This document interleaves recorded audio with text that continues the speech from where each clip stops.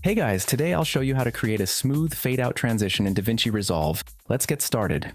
Start by stacking your clips on separate layers, with one placed above the other. Then let's head over to the color page.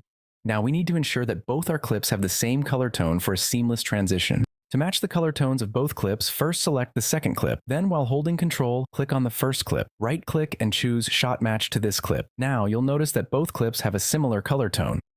Then select the first clip and open the node editor. Right-click on the first node, hover over Add Node, and select Add Serial to create a new node.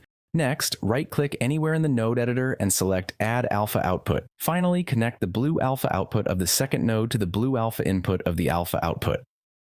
Then move the playhead to the point where you want the transition to begin.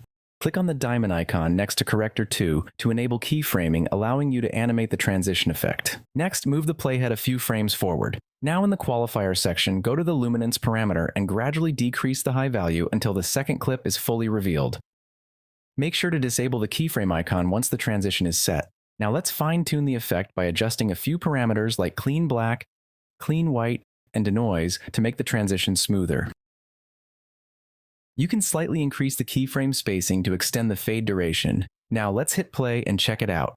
If you liked the video, don't forget to hit the like button, subscribe, and tap the bell icon so you don't miss any future tutorials.